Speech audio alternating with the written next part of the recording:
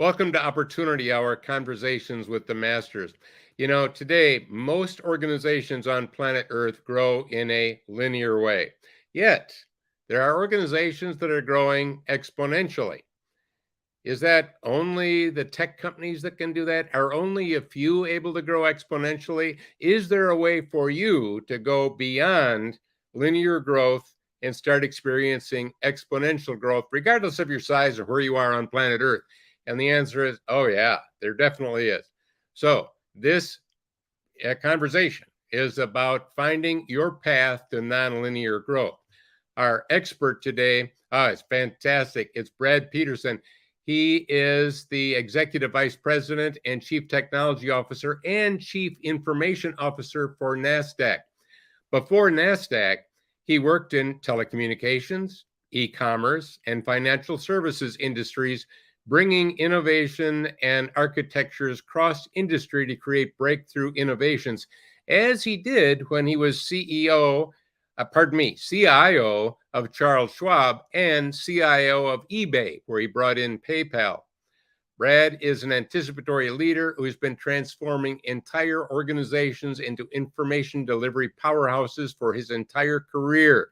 So welcome, Brad. Join us.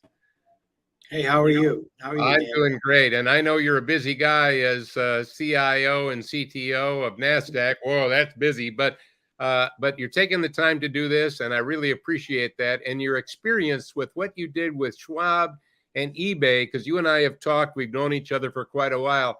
They're fantastic. So, to get to $1 billion, it's taken a lot of great organizations. And you and I were talked not long ago about Walmart and others.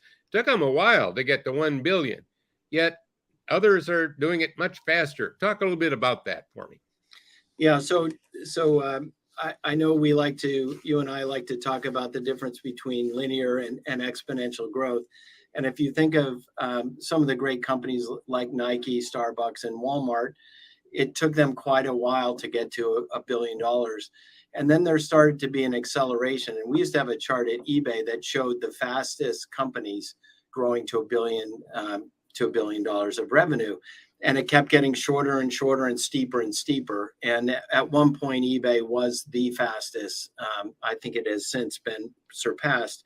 But you think about that, to double, how many times do you have to double to get to $1 billion of revenue? It's 30 times. So you think about the hockey stick. If this is an accelerating growth path, it has to be one that is not linear and exponential. If it's gonna happen in a short period of time, one of the great ones, if you look inside of Amazon, is AWS, which really was formally started in 2006.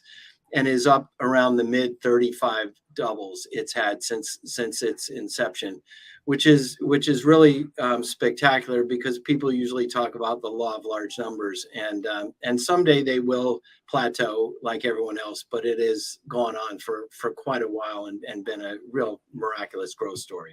Another interesting one about that particular one, again, that's since 2006, 35 doublings. That isn't that long a time. And I remember in a conversation you and I had out in California not long ago, if they double another time, they could be the largest company on the planet because they've grown so much. And again, doubling gets even bigger as you continue to do it in an exponential way. Exactly. So one of the things that we saw at eBay, which was I think part of the unlocking of that growth, was this ability to have people shop. So if you think about a Walmart, you walk down the aisles and you really don't know what people are doing when they're in the aisles. You get a lot of information, and Walmart got a lot of information at checkout and built a state-of-the-art supplier information system. But what eBay had is you had the ability to see every browse that the person had. They're picking up a product. They're in the virtual world. So it was another increase in the amount of information you had and the information you had about what your customer was doing. But the architecture broke, I would say, symmetrical transaction processing, which is where it's an equal number of reads and writes, and there it was orders of magnitude, so thousands of times the numbers of people browsing before they got to the point of buying. So the architecture was very asymmetrical. You had these huge pools of categories serving these customers who were just browsing, and you got all that information on everything they did.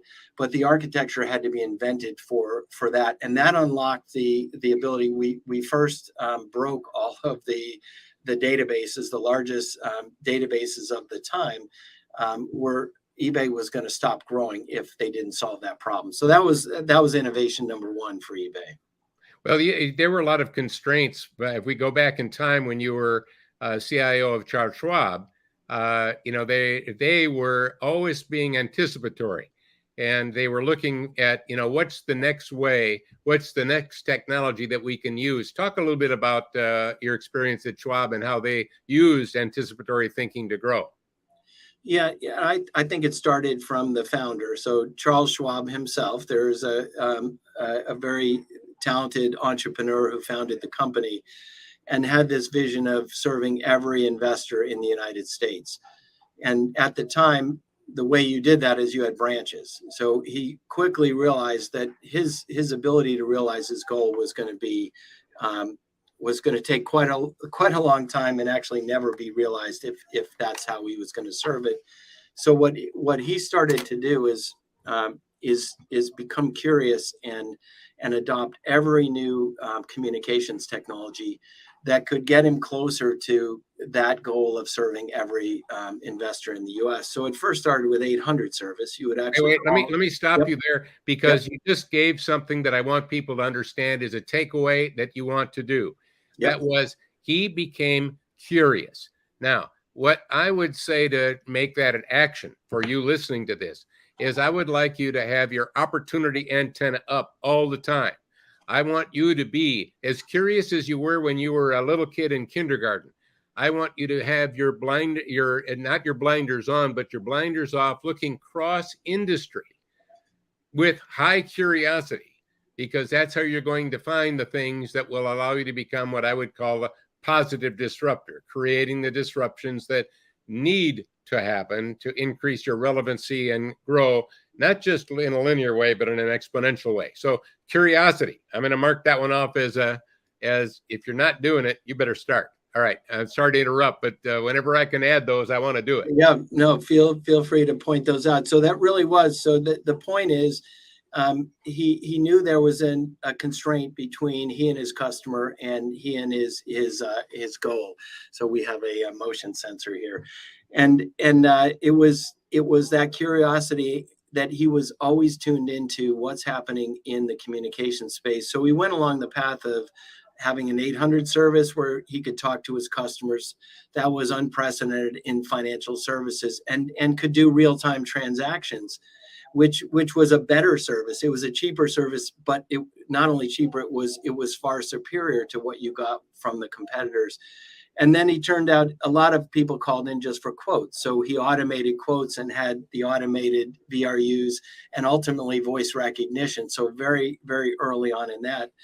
And that's another key point, is you don't always have to automate the full job of the human servicing your customer. You can take a part of it and give them better service through automation and retain then the piece that is left for high value service between a customer and a human.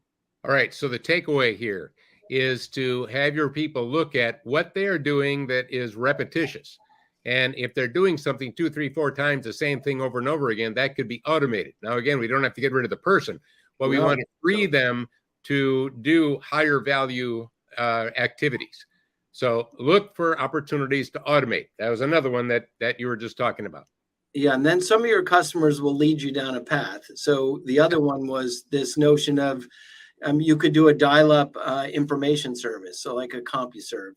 And so they were the early adopter for folks that were, PC early adopters, and gave them access to their investments and all those things that were repetitive that customers might want to do over and over again. And it turned out that was great, but it was expensive because you were paying for connect time.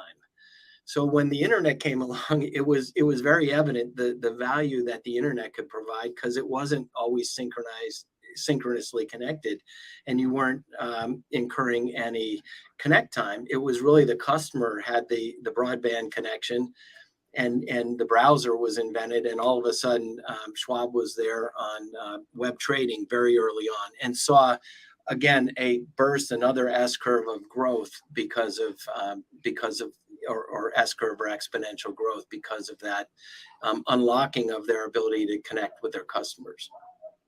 Right. And something I want to go back to, you mentioned when people are shopping at Walmart in the physical store, we don't know what they're doing. We don't know what they're looking at. We don't know what's happening yet.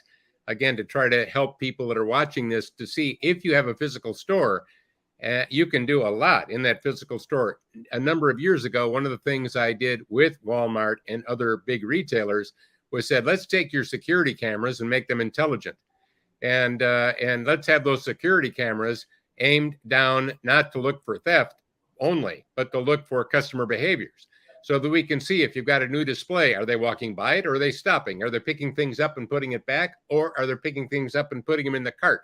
And you could have today AI telling whether you're putting them in the cart or not. So in other words, in real time, I could see if my new display within less than a day is working or not, whether and what products are placed in the right place, and I can make adjustments. My point is that there are ways of digitizing physical stores today that was impossible just 1 or 2 or 3 years ago. So if you have a physical store, you are not limited by understanding and getting a better sense of what your customers are doing and how you're treating that physical place that you're at. So I just wanted to add that. Yep, absolutely. And so you can imagine the story continues in 99. I think we had a Palm Pilot, a mobile trading app with terrible battery life. And what's coincidental is that's really the genesis of PayPal, was this notion of that you could have a Palm Pilot and you would infrared send money to each other, and it was more of a person-to-person thing. That proved not to be the real killer app of PayPal, but we were kind of on the same path to really think about what was the next communications innovation that would unlock another growth spurt for Schwab. So that was in 99.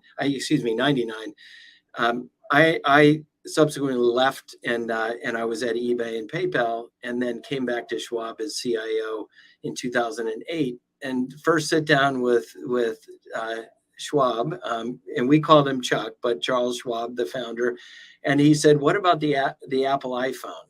And he was very curious. So your word of curious, he continued to be curious, and said, "I think this is something that could be really special for us." And of course, we went on to build a mobile app, and it was a far better experience.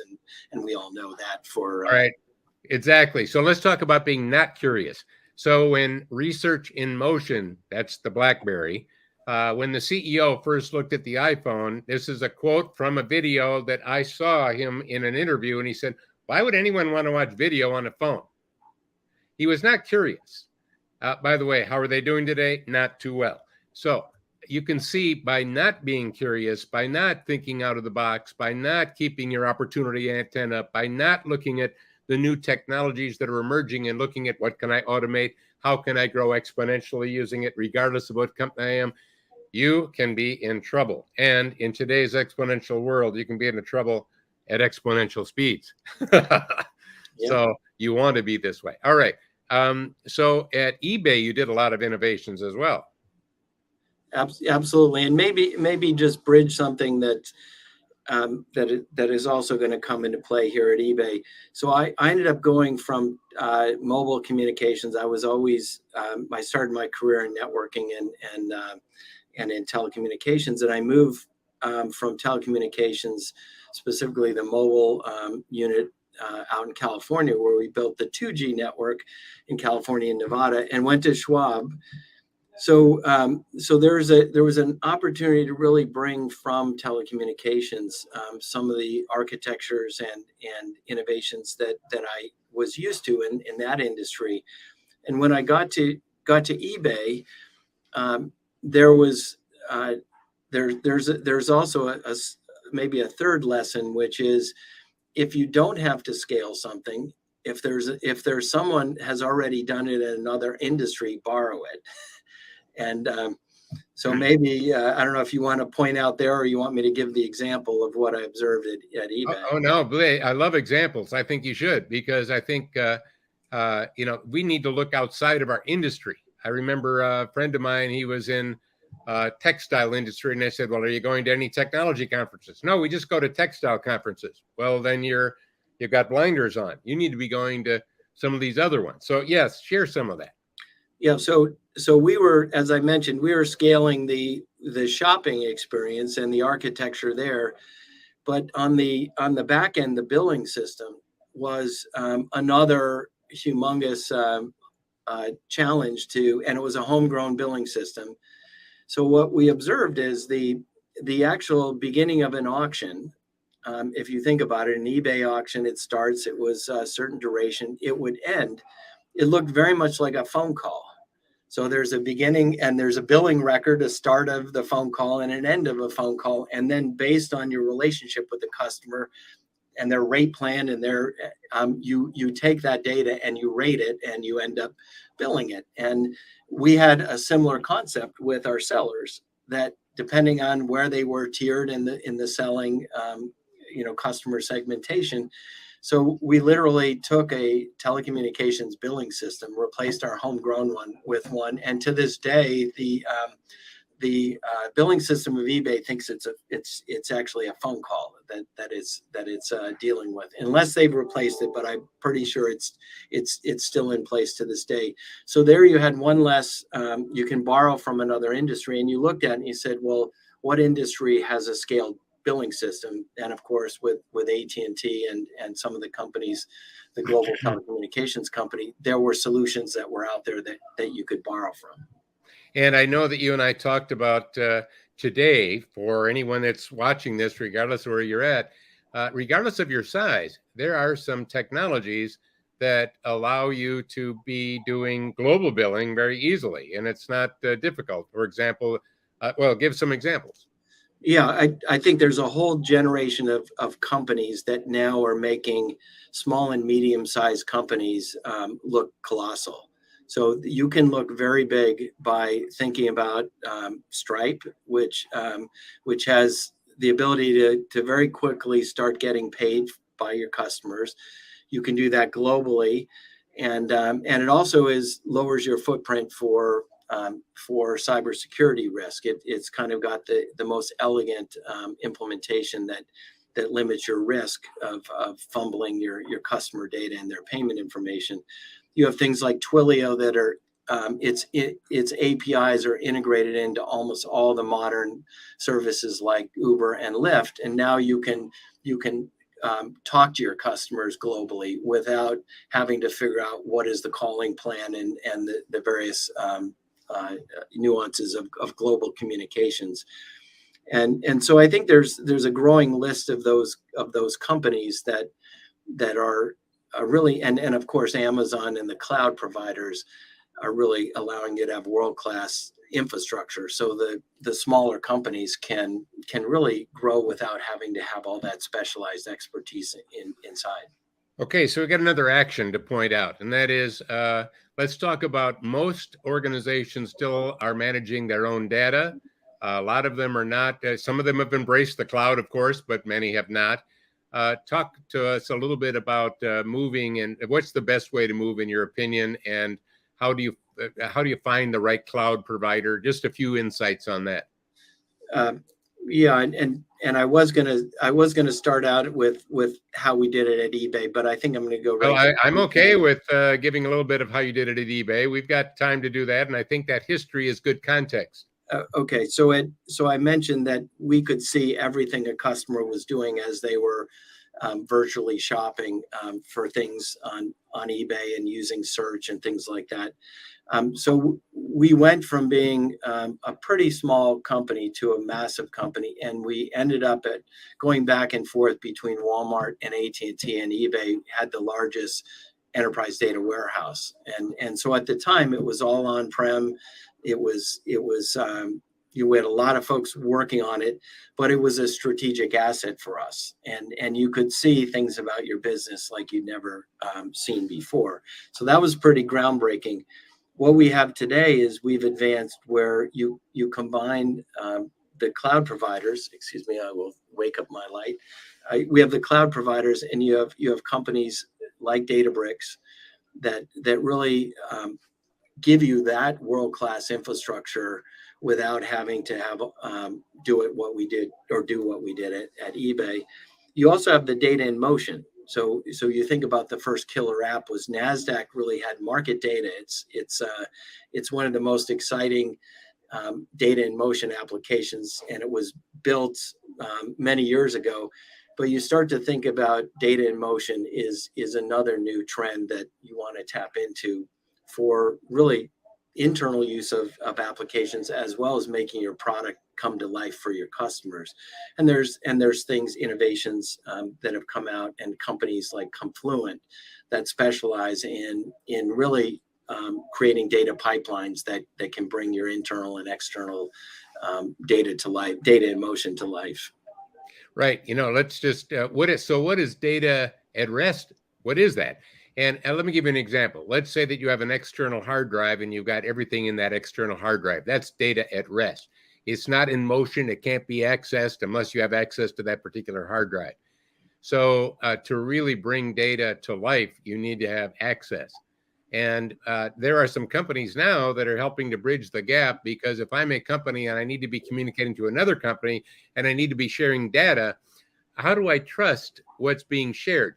How do I do that? And I think you've got a couple of example companies that are really helping companies be the bridge to sharing data. Yeah, well, first of all, the cloud gives you that neutral zone for you to start to consider sharing data with other companies. And before, you had to figure out whose data center would you put the sharing infrastructure in. You had to punch through your security, and it just really wasn't practical. There were very few, and they were mostly bilateral type of arrangements where there was going to be a long partnership, like the Walmart to their suppliers to Procter & Gamble. But today you have a lot less friction. So you can decide on a cloud provider.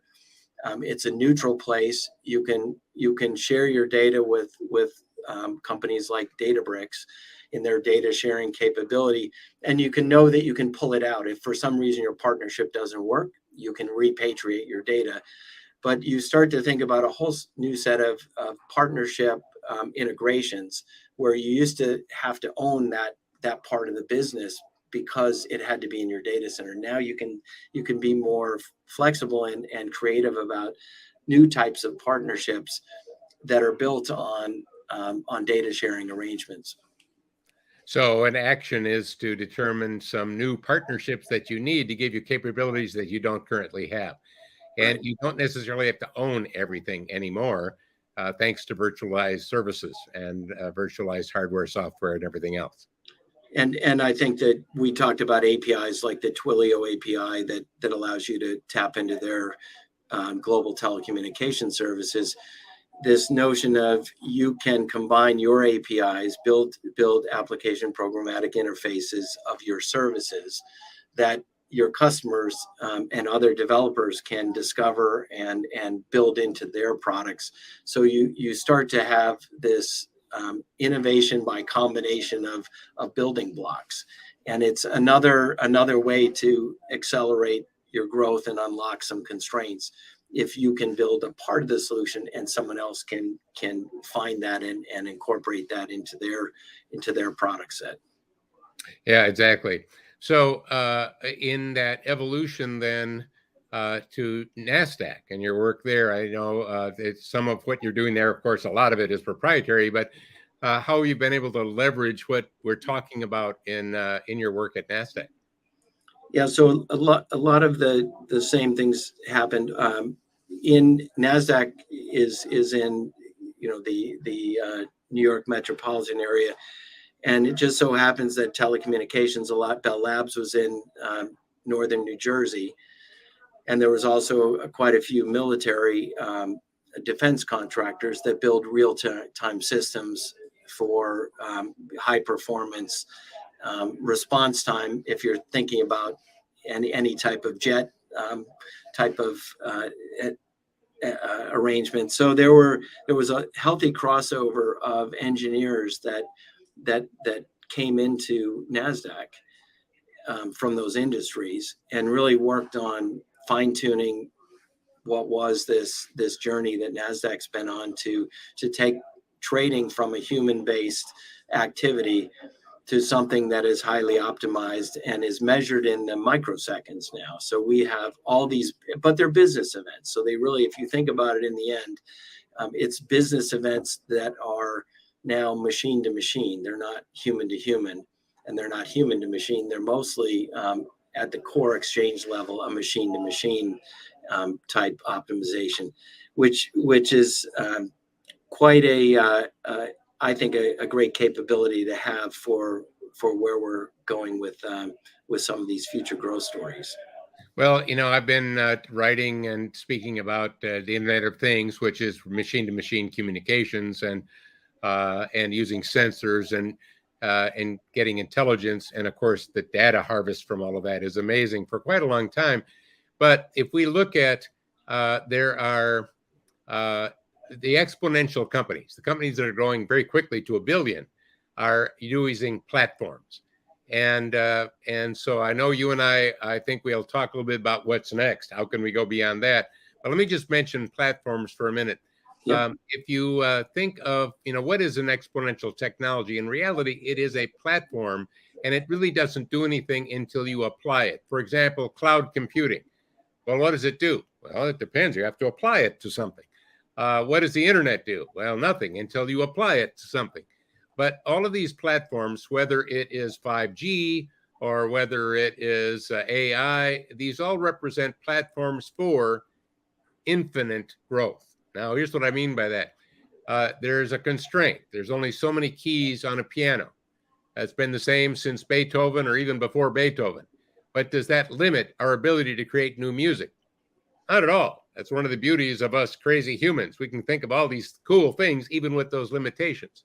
So these platforms are giving us the ability to grow at exponential levels, at exponential rates, and there are frankly no limits. But one of the things to think about is, all right, so can we get to 1 billion even faster than an exponential platform, even faster than an Amazon, even faster than a AWS? What might be next? And I know you and I have talked a little bit about, the difference between selling to individuals and machines selling to machines. Let's talk a little bit about that. Yeah, so let's take everybody to now the next level, and then we'll bring it back. Hang in there. We're going to bring it back with some more actions that you can take. But, we can't help ourselves. I've got an anticipatory leader in front of me. I'm one. Let's take you a little bit into what we see coming ahead. So how do we get to 1 billion even faster than the fastest today? Yeah, so the companies we talked about earlier that were setting the record for the fastest to 1 billion were unlocking geography. They were able to go to their customers at a faster rate and independent of geography. But there was a constraint they had, which is the number of internet connected people on Earth.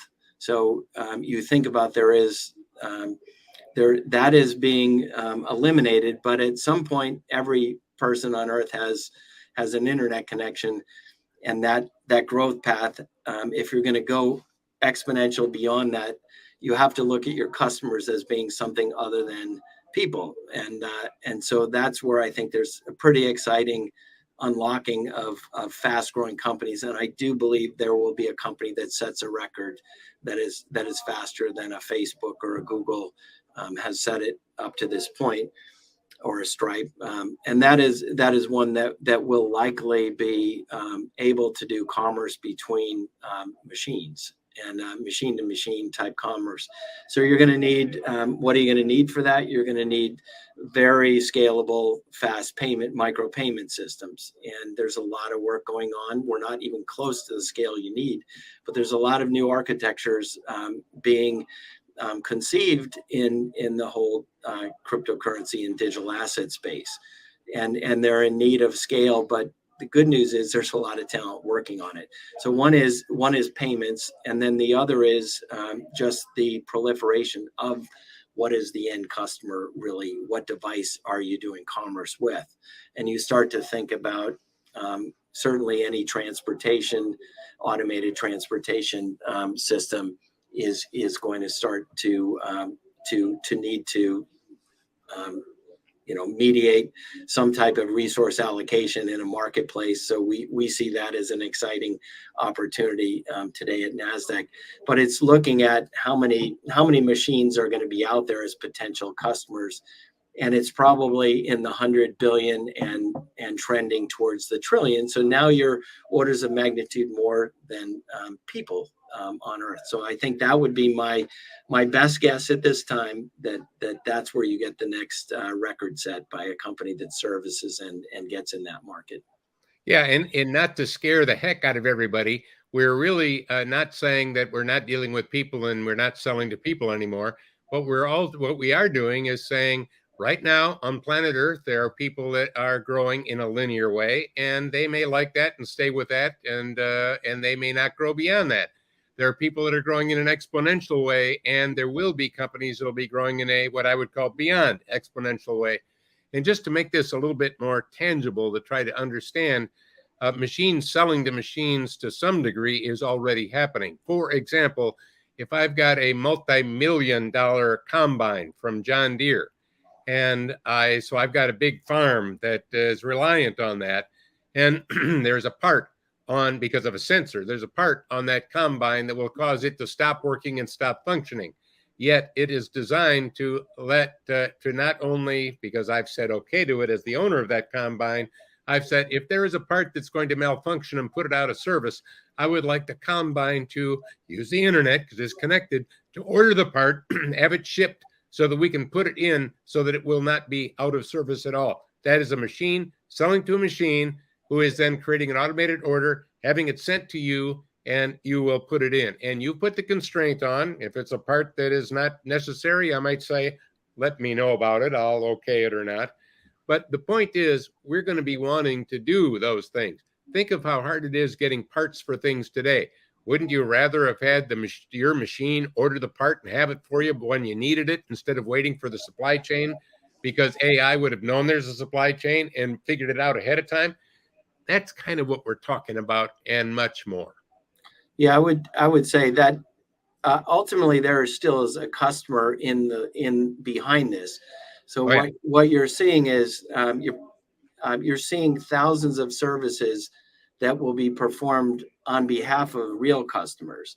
Yes. But I think so. Just to connect those dots, we're still going to be doing all this. It's either a business or it's a end consumer is going to want these services. But the fact of the matter is, there's no limitation on the number of services that we may want to be performed automatically on our behalf to make life better, to make business more efficient. So that's where they all come from. And in the end, there's a company and there's a consumer that's paying for these services that machines mediate with each other. It's just there's an opportunity, and at this point, there's an unlimited opportunity of those services to be conceived and built. So that's where the growth opportunity comes. Exactly. And far more machines than all humans on the planet by a There big will be. There will be, yeah. Oh, yeah, absolutely. And we're not there yet. So it's one of those things that we're going out on a limb. Daniel, we'll have to come back together and see whether we are right or not. But we're trying to just stretch the opportunity to look for growth in the future. Yeah. But if you're looking at, again, hard trends, things that we can see, there's something I talk about when it comes to these technologies that we know can do certain things. And that is, if it can be done, it probably will be done. And if you don't do it, someone else will. So we'll probably see this happening and growing. Now, how fast and when, that part's a little bit harder to decide. So what do you do about that? I mean, we just took you way out farther into the future. Yep. And what I would suggest as an action is you should be really looking at what would you like to make intelligent? Take a look at everything that you have that's physical and ask yourself, would it have more value if I was getting data from it? In other words, by making it intelligent. And you will find that there are some things that you don't need to make intelligent. There are other things that you do. For example, the cement that is in a bridge. A number of years ago, a bridge went down in Minneapolis and killed a number of people. The new bridge has got smart cement so that there are sensors in there and it can tell if there are cracks and problems and warn us ahead of time. And now we can, again, predict a problem and pre-solve it rather than have people lose their lives. So there's a lot of that taking place, and that's all about this Internet of Things. So an action is follow the Internet of Things, keep tabs of what's going on there, keep your opportunity antenna up, be curious like Charles Schwab was, and I think you'll start to get in on the early part of this hard trend curve rather than be the disrupted on the back end of that curve. Speaking of that, there are technologies that you should be aware of and you should be taking a look at. I know that you've got a list that you have that you've gone through. I know I've got. If you haven't, I'll put it up for you. If you haven't gone to my hard trend list, I've got 25 that I publish every year. It's in the 39th year of publication. Whoa. But you can go to my website and download those. And what I would suggest is look them over with your industry in mind. Think to the future, not the present. Be curious and start following some of these. And of course, you'll see IoT, Internet of Things, and some of this other stuff right on there. A couple of other actions that we would like people to do when it comes to their growth. Again, we talked about getting beyond linear growth. One of the things that I think you should do is ask yourself, what's inhibiting your growth now? What's keeping you from being an exponential grower right now? Most companies that are even based on hardware or physical tangible like retail, they're also starting to become software companies. And the minute you add the software element into it, the minute you add a platform into it, the minute you start globalizing, you're now opening yourself up to exponential growth. Any thoughts about that from an action standpoint? Well, you started with the constraints, and I would say it takes a little while to really see beyond your constraints. So we talked about ways you can step into it. If you say, well, I still need the person, the employee there, but can you look at a part of what they're doing, and can you make the end customer product better by taking some of those functions and applying technology to it, like we did at Schwab with quotes and ultimately with automated trades and things like that. So we still kept the person in the loop. But I would suggest with your leadership of your team, you start to first get the list of constraints as you suggested, and then try and match it up with what technologies are available today and what technologies will be likely available in the future. And then see if you can't match up, and this is being anticipatory, see if you can match up when there's a crossover of the technology really breaking you out of that constraint in a meaningful way.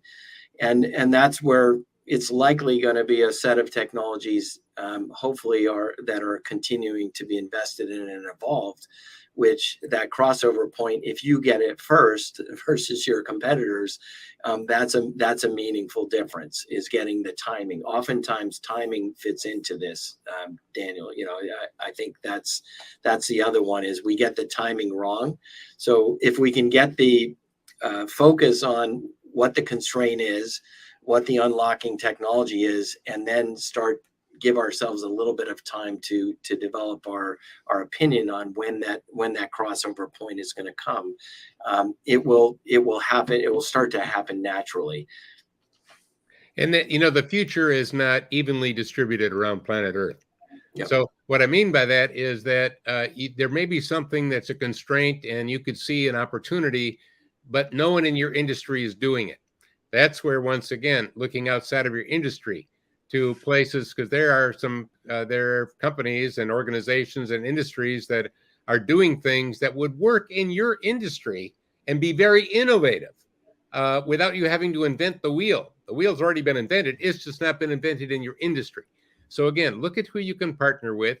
Look outside of your industry for areas that are growing faster or doing things that your industry is not, and then bring that in.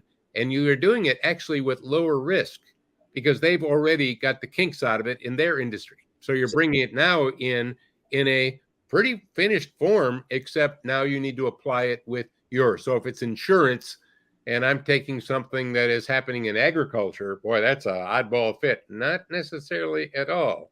You need to be looking out. We're getting close to the end here. Any final thoughts for people as we wind this up? Any actions or insights you'd like to share? I think you pointed them out along the way, but there is one that is likely going to yield some fruit for all of us, and that is the investment that Facebook is going to make into the metaverse. So while the metaverse may be specifically their version of it built to serve Facebook's business, the investment it's talked about at this point publicly from Mark Zuckerberg and the CFO that it's in the neighborhood of tens of billions of dollars of investment, and they know there are real problems to be solved. So the more you don't get caught up in what's their version of the metaverse, but what problems are they identifying along the way, and I think they're going to be quite open about it. And there's going to be a hint to some capabilities that will be, to your point, if someone's going to perfect those, and things like very real life engagement, synchronous engagement with an audience of people. That sounds like something of a new way of doing rich customer interaction beyond Zoom. So there's likely something in that, and if you think about Schwab, they're likely thinking about, well, how does this possibly change my interaction with my investors that I don't get a chance to see face to face as much, or how do I expand my ability to interact in a more meaningful way? So that would be my last piece. Is it's being invested in. There's going to be a lot of public information. Start studying that and then see which piece might be applicable to your industry and business. I love that. Also, again, don't get hung up on how Facebook is applying it today. Rather, just see it as it's another technology that's giving you another tool that you might be able to use. And it's going to evolve. It's going to be evolving very quickly. As you said, there's billions of dollars being invested, but not by just Facebook. Others are getting into exactly. It. Well. Oh, yeah. Not just correct Facebook play yes, here, man. Not at all. No. They've kind of grabbed the word and brought that to the public's attention, but there are many organizations that are involved in this. And as a matter of fact, going back 5 or 6 years, I was already demonstrating metaverse applications to audiences. So it's not like this has just now been invented.